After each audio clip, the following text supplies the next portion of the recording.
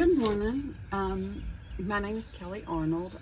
Francisco asked me if I would record a video and answer a couple of questions. I just wanted to kind of give you a little bit of information about who I am, my connection to the case. I am the second cousin to the oldest girl who went missing, Rachel Trelisa. My dad was her first cousin. This all happened before I was born. I've known about it my whole life. I got really involved in it whenever I was about 25. So that's been about 23 years ago. So about half of my life, I've been really highly involved in researching their case. I have done extensive research, knocked on doors, called 1,000,001 phone numbers, asked hard questions, chased down all kinds of stuff. You name it, it's probably been done.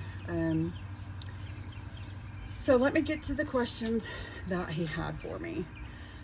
So one was, do I believe that the girls made it to Seminary South? And let me go ahead and preface this. Through those 23 years that I've been researching this, my opinion has changed many times. Through the more connections I've gained, through other families, through friends, through people who were there whenever this happened, it has drastically changed my thoughts, feelings, opinions of what occurred and what situations were. So at one time, I highly questioned this, and I think it's a great question. Now I 100% do believe that the girls did make it to Seminary South. And why I do is because I have at least 3 witnesses that knew at least one or more of the girls that was there that day, that verified that they saw them there. So I 100% equivocally believe that they were there. So another question he asked specifically was about a witness that people have assumed to be Robbie Ransel. I have reached out to many people on this. Of course, Robbie is deceased. That's going to be the situation with a lot of the people whenever it comes to this case. So can't ask him. I've reached out to his sister on numerous occasions. She's never responded, which is fine. I can understand. Then also I spoke with somebody who worked at the record store with Robbie whenever this occurred, and they told me that if he was this said witness, that he never disclosed that to them. I would think that if something like that happened and you saw them that day, you would kind of share that information with your coworker, especially if it was at work where you saw them. Just my opinion. Also, Robbie would have been more connected with like maybe Tommy possibly, because he was more of Tommy's age group. I'm not really sure that he even really knew Rachel. He did work at the record store, and I think that's kind of where that came from. I actually believe who that witness was in that news article. In my opinion, I think that they did not even work at the record store. I do think there was a person who did reach out to my uncle, as that news article talks about, and that is one of the people who I have spoke with, and they did in fact see the girls that day. They were very connected to the neighborhood that Rachel grew up in. So and they did reach out to my uncle directly. So that's who I believe that witness to be. That doesn't mean that that's the facts. I don't know.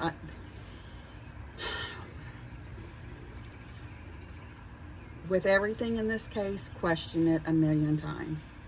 Question the source of it. That information comes out of a newspaper article. The newspaper would have gotten that information most likely from my aunt. So, with that being said, I'll leave that there. So, also, one of the people who saw them there was kin to one of the girls. So, I do 100% believe they made it there. Now, nobody has been able to give me an exact time, but, and that's one of the big issues in this case is the timeline.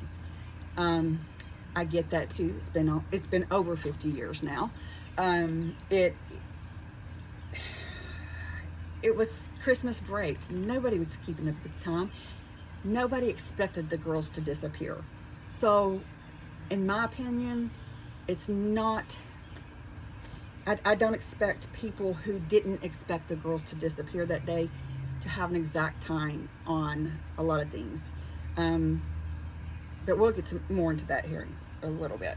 So the Army and Navy store, which goes along with the timeline, he asked if I ever spoke with someone from the Army and Navy store. And no, I have not. I have not even found anybody who worked at the Army and Navy store, honestly. That would be a great route to look into. I have asked Fort Worth Police Department directly about the receipt, because the receipt should have a timestamp. I do know for a fact that yes, Fort Worth PD verified that the girls were at the Army and Navy store. They did pick up Renee's jeans that were on layaway. And of course, one pair was in the trunk. She put another pair on, and the pair of jeans she went to the store in was in the bag with the other new pair of jeans. There should have been a timestamp on the receipt. And if the receipt wasn't in the bag, because we're talking about a teenager, it should have been verified immediately with the Army and Navy store to go back and look on their register.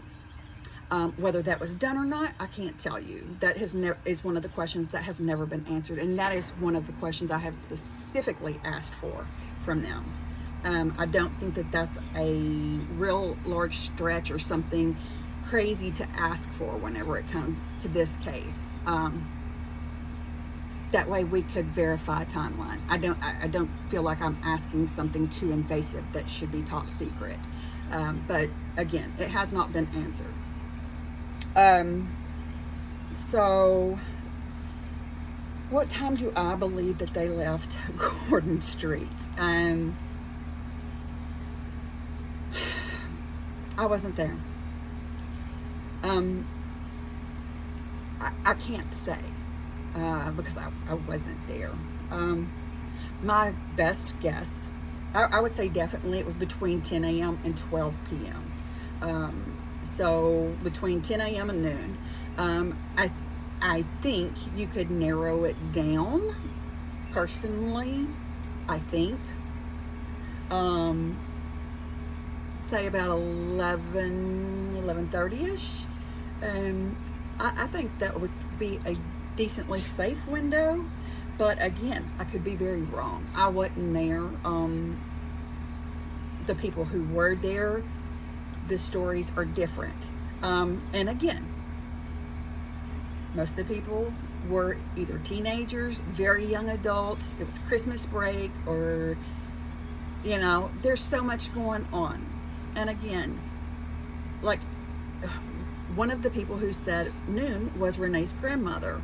Well, she had people in from out of town. You have kids coming and going at your house. Things are busy. So, to me, that timeline not being able to solidify it 100% is not a huge question. I would love to know the answer.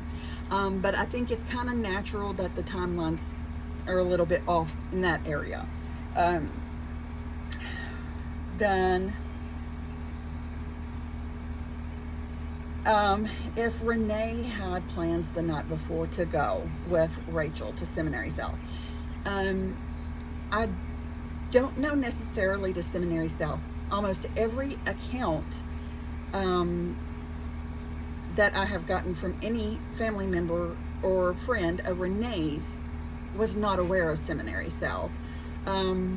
It wasn't like on the to-do list. It was pretty much, we're going to go to the Army and Navy store, maybe stop at another shop or two, and come right back. It wasn't supposed to be, we're going all over Fort Worth to all these different stores, as far as what I've been told from them. However, Renee did have permission the night before to go from her parents. That was told to me by Richard Wilson himself. So as far as her calling Renee that morning, asking her if she wanted to go, I don't believe so. I believe that Renee had permission the night before from her parents to go, because they had solidified her mom picking her up at her grandparents at a specific time, which is why her mom was the first one to realize that something was majorly wrong. So let's keep going.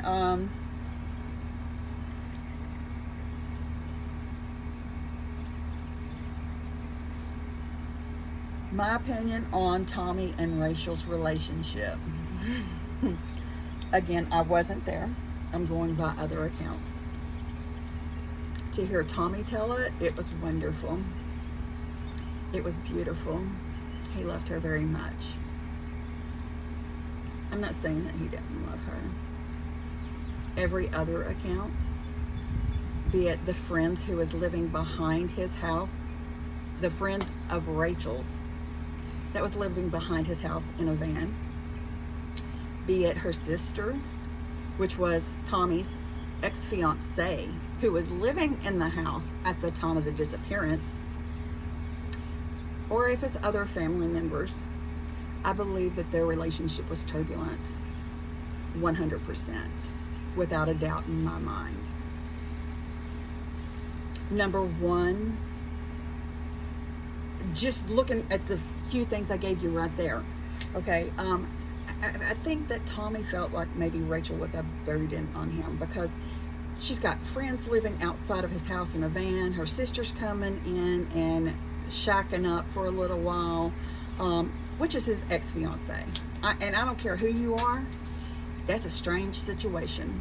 That's an uncomfortable situation. You can't tell me that you're comfortable with his ex-fiance living in the same house as you and him.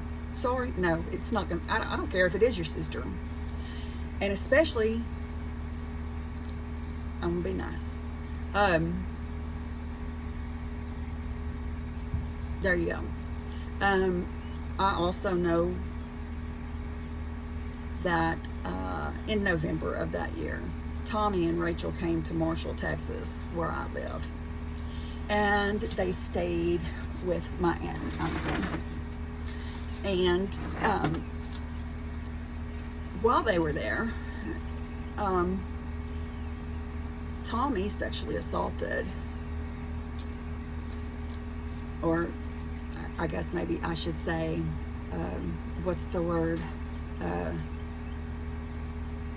He's been accused of sexually assaulting another family member of mine.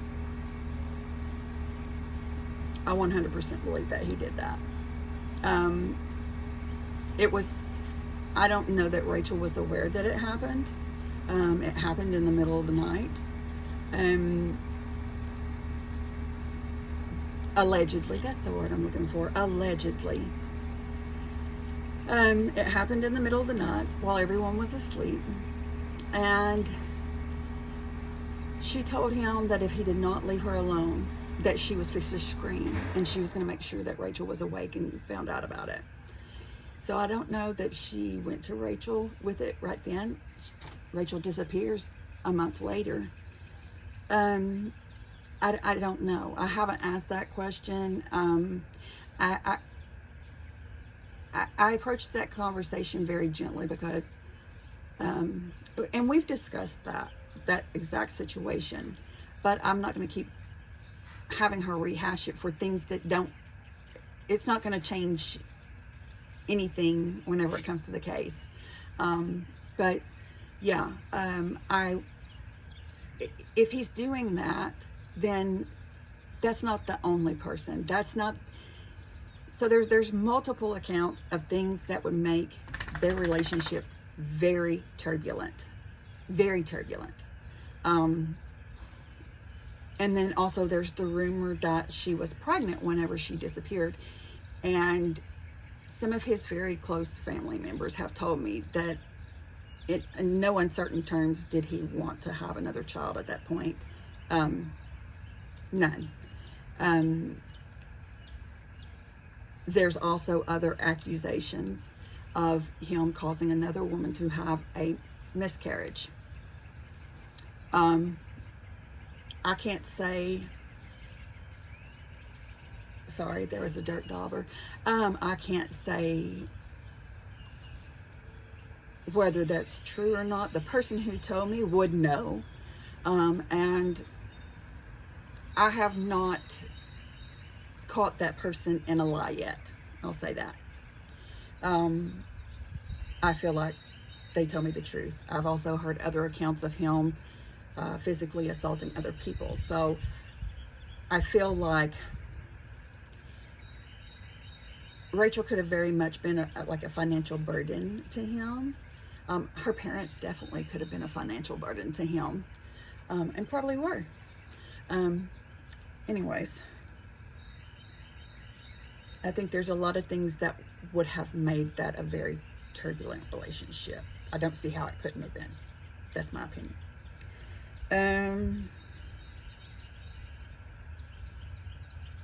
So as far as the letter, I don't believe that Rachel wrote the letter. I've never thought for a second that she wrote the letter. I do have a piece of her schoolwork.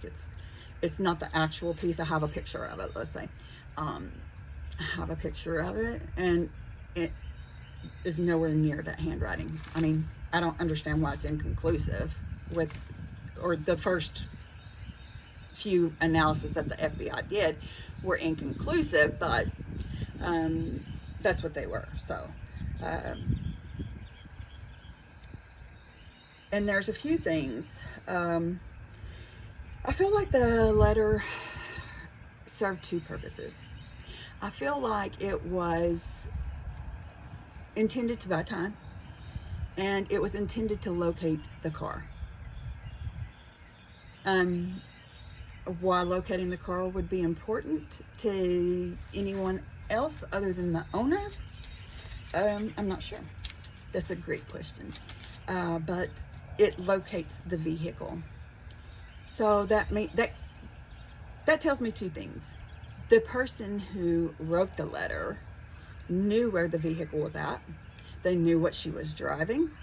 They knew, I feel like it was before the Wilsons had located the car. So it's very early on in the evening, because it was located, I think, about 5 or 6. I'd have to go back to make exactly sure on that, but I think it was about 5 or 6 in the afternoon that it was located. So it's going to be very early on in the afternoon before the car was located, because once the car is located, you no longer need that last sentence, the car's in Sears upper lot. You don't need that anymore. So to me, it was to buy time and to locate the car and get it back to its owner. And if it was put in the mail prior to the car being located, it's very possible it could have shown up at the house. Just my opinion. Let me look back at my notes.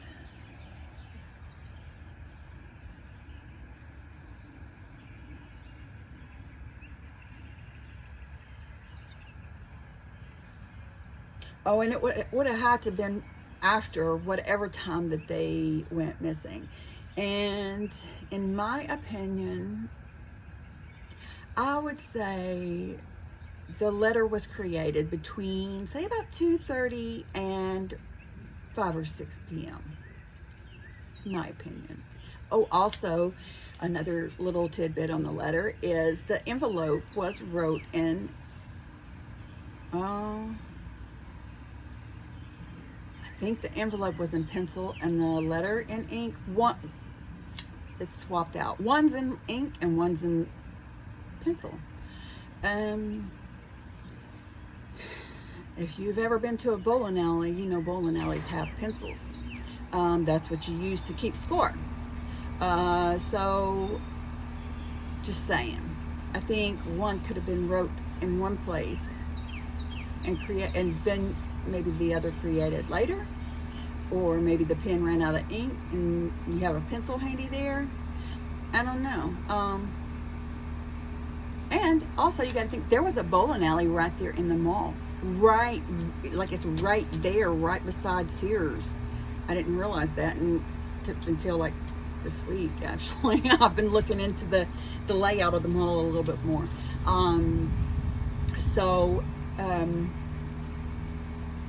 Just a note. But no, I don't believe that Rachel wrote that letter.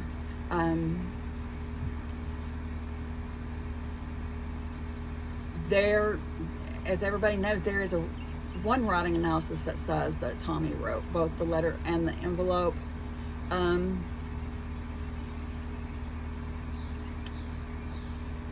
I highly feel like he wrote the envelope. The letter, maybe. I don't count it out, but I also don't count out that it could have possibly been somebody else. It's like everything else in this case. There's nothing that's clean in this case. There's nothing that's just straight, like you can. Why would there be two different authors? I don't know, but I think that there is a chance that there is, which could also account for one being in pen and one being in pencil. However, Tommy is the same person who retrieved it from the mailbox, and that has been accounted for by multiple people. So, but then they did leave the envelope whenever they took the letter to my aunt and uncle's house.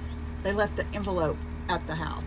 Number one, why didn't you call the police to your house and have them immediately, like, do fingerprints on your mailbox? Immediately, like, why did you go across town to take the letter over there? Supposedly the police were already at my aunt and uncle's house. Why were the police at my aunt and uncle's house rather than Rachel's house? See, none of it makes sense. It just doesn't make sense. I wish there was somebody who I trusted to tell the truth on it.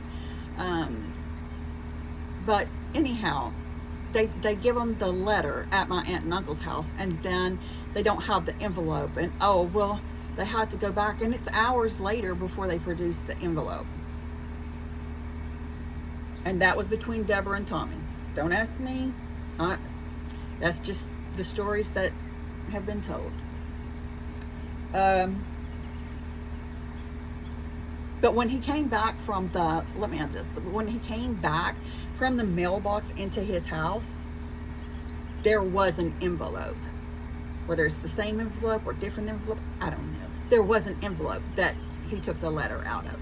That I 100% believe, because there were other people at that house when he came in with the envelope and the letter. I do not care what anybody says. I 100% believe that. That's one of the very few things I do believe.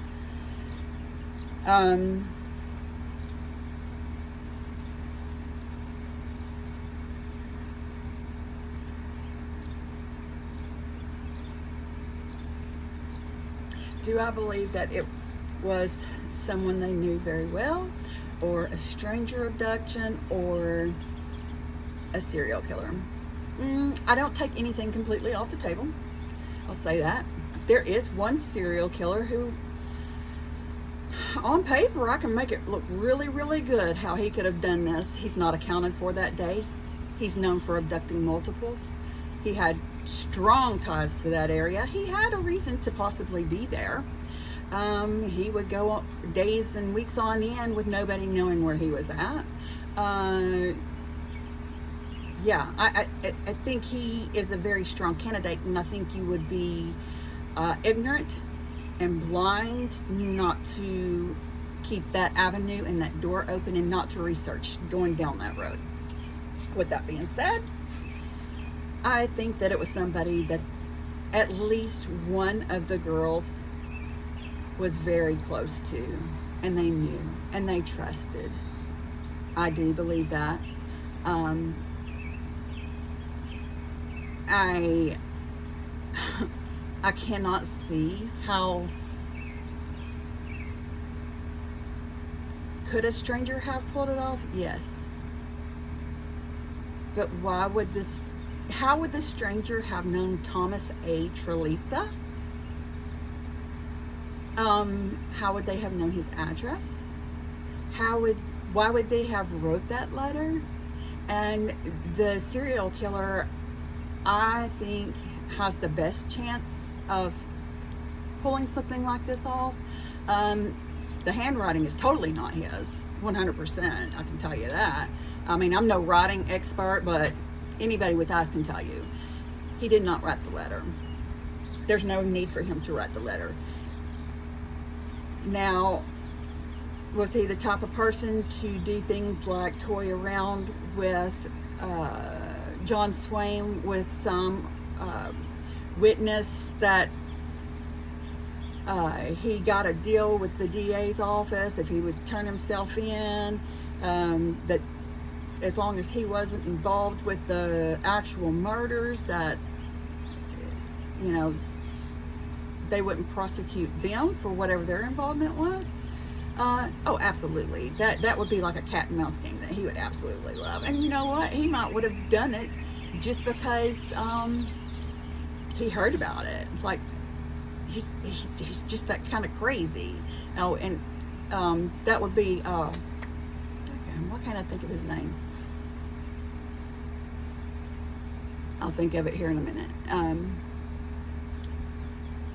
Ed Bell. Absolutely, that would have been something he would do. But at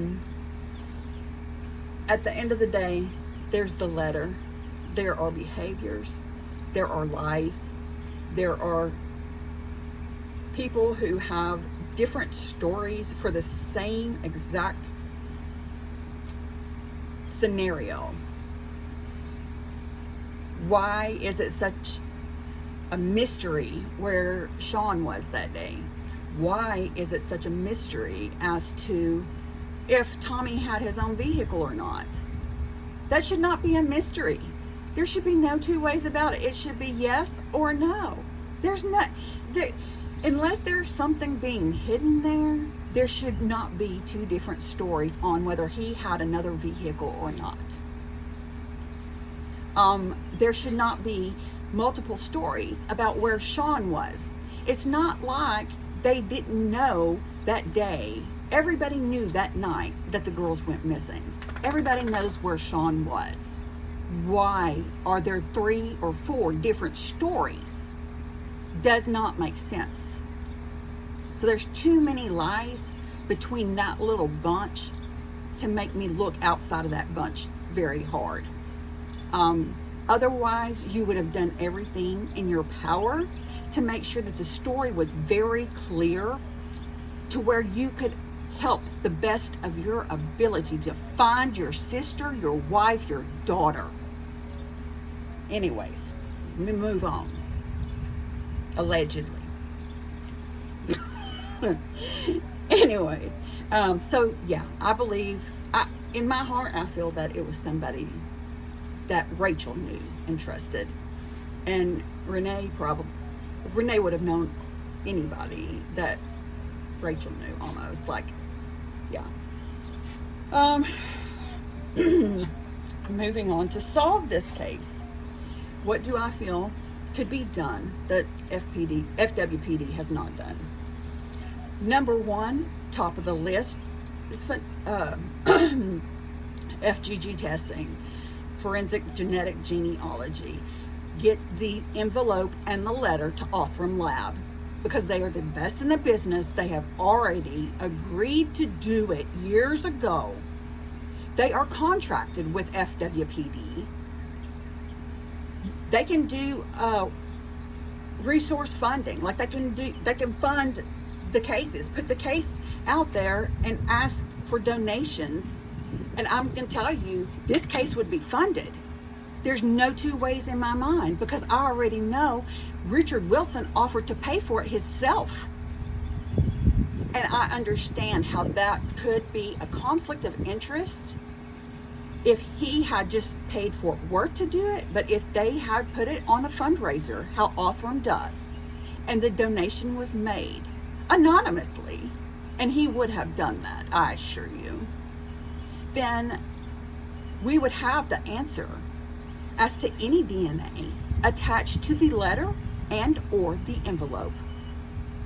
If that is the correct envelope, the DNA on the seal and the stamp is vital. And then with the letter and the envelope, you have touch DNA. So do you have Rachel, Renee, or Julie's DNA on the letter? If no, well, you can 100% exclude that any of those wrote that letter. And then you take whose DNA is on there, and you've narrowed your field down.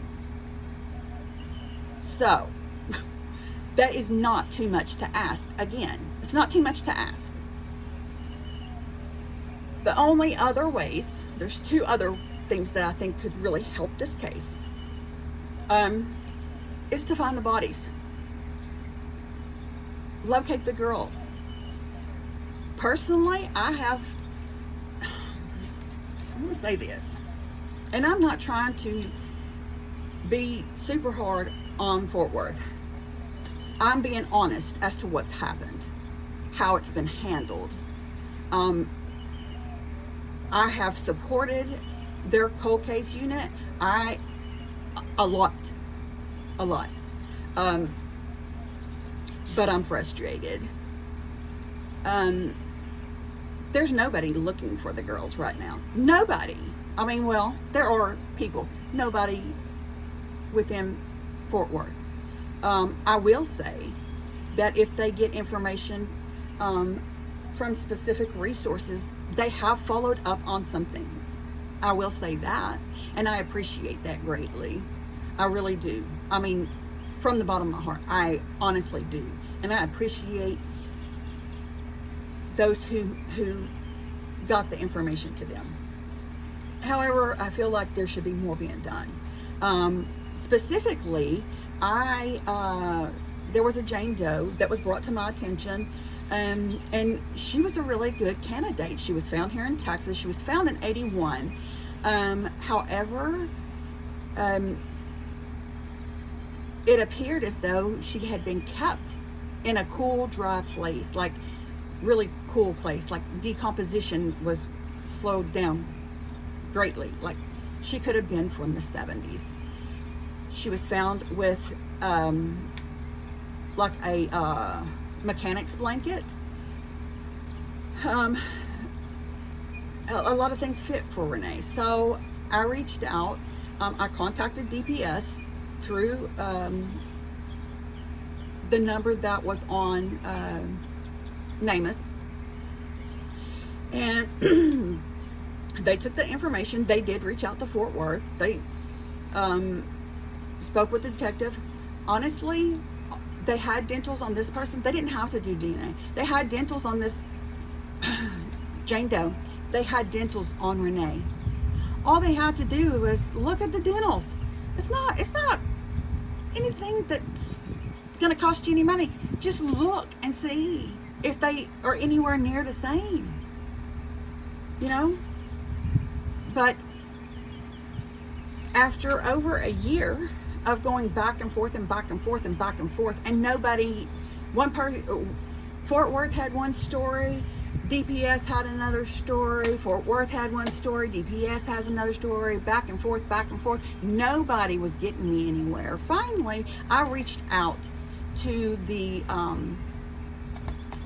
constable in the county that the Jane Doe was found in. Let me tell you what, and that was in Iola. Thank you, sir. Thank you. 100% from the bottom of my heart, thank you. Within 24 hours, I'm telling you, he had me upload Richard Wilson's DNA to Othram's website where they could specifically run it against his Jane Doe. Within 24 hours, this man excluded Renee from being this Jane Doe. 24 hours, he gave me an answer. Thank you, sir. And thank you, Othram Labs, because y'all are freaking amazing. I wish that we had that kind of cooperation and relationship with Fort Worth. And I get it. They have a ton more cases. I get that part. At the same time, but I honestly 100%, that man is going to solve that case. Anyways, then I think the last thing is they need to luminol the house on Minot Street. They need to strip it down to the bare concrete.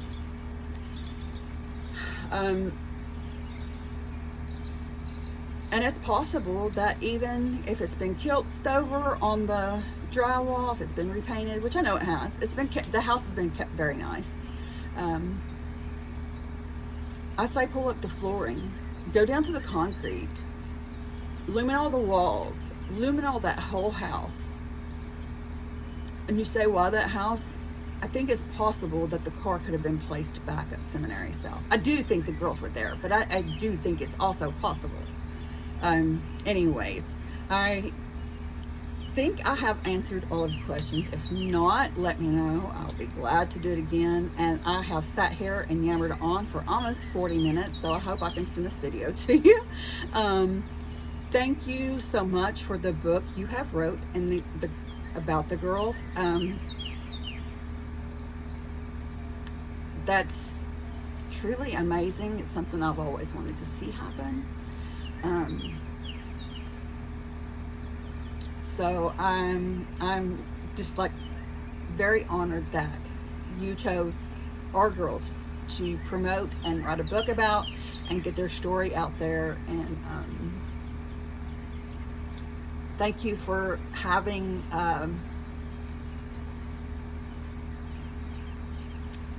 being ethical and respectful and having honor. I cannot say I wasn't very leery at first, but I'm glad I took that chance, and I thank you. So y'all have a good day.